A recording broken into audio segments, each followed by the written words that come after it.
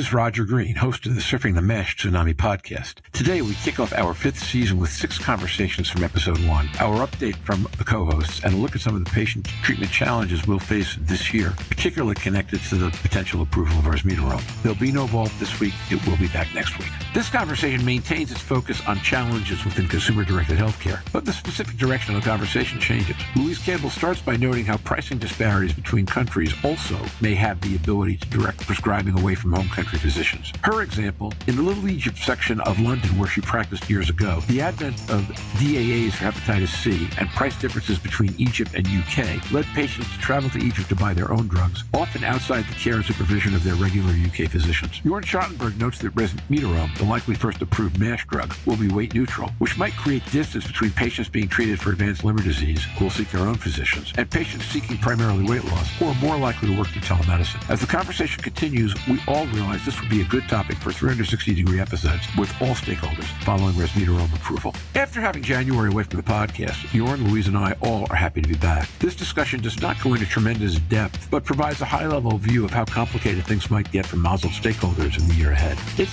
a bit to digest, so just sit back, listen, learn, enjoy. When you're done, join the dialogue on our LinkedIn discussion group.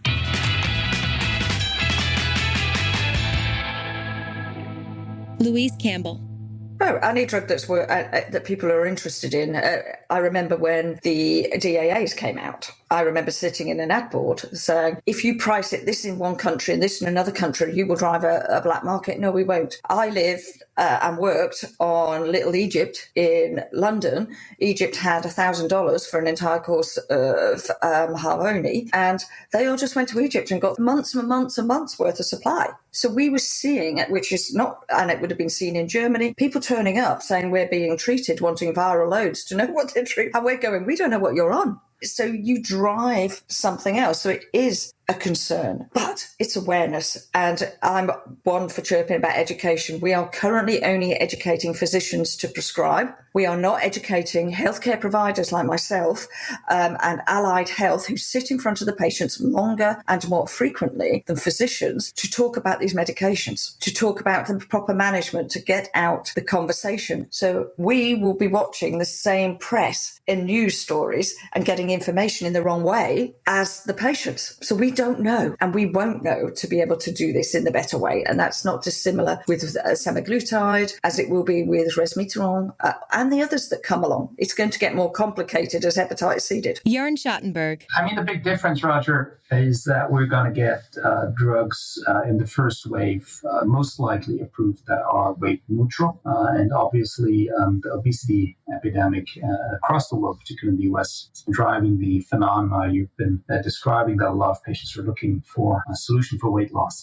In the arena of fatty liver disease, for the first wave of drugs, I don't think we're going to see it to the same extent. You'll need a specialist to assess the response to treatment. And I think it comes back to educating physicians to transfer a patient that's at risk for a pre-cirrhotic advanced disease to receive an assessment and potential treatment that will impact his underlying liver disease. Roger Green. One of the things I'm going to try to do in the next couple of months is start a dialogue on this podcast with U.S. payers, because in a very practical way, all this is going to hit them. And if I were in their shoes, and I used to advise some of them, my concern right now would not be so much about controlling resmetirom as it would be about controlling all this other stuff and seeing if I could get on top of it or around it, because those challenges just might be huge. But we agree. So issue number one, Jorn, what else? What exactly do you anticipate will happen when resmetirom launches?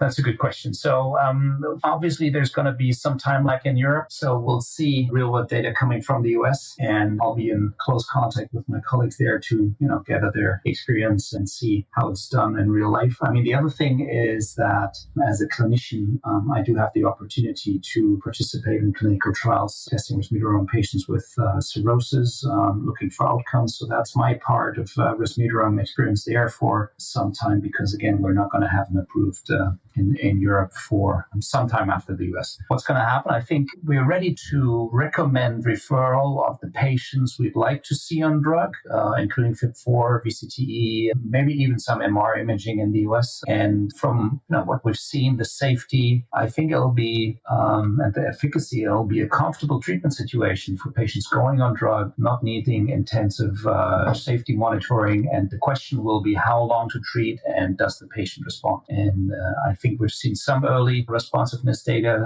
looking at biochemical responses, but also VCTE responses. The question is going to be how do we combine it with treatment for the underlying comorbidities, including obesity, but also type 2 diabetes. And some of the post hoc analyses that are going to come out from the phase 3 trial are going to help us with that assessment. So I think it'll be around how to assess treatment response, how long keep the patient on the drug, how to combine it. Those are exactly the right issues. Do you see better data emerging on those issues today? Yeah, the focus obviously on the reporting of the primary endpoint, the analysis, getting it across to the regulators and seeing their assessment of the data that's been submitted. But there is obviously such a big database from the clinical trial. And then once it comes into practice with conditional approval, you're going to be able to actually do combinations in a real world setting, investigator initiated, which will at a rapid pace expand our knowledge and the ability to do combinations beyond post hoc analyses of the phase 3 trials. So, Louise, I saw you nodding and perhaps even taking notes. What are you thinking? Well, I was thinking on what Jean was saying, something in relation to your first question. Resmetirom will obviously be approved for those with liver disease.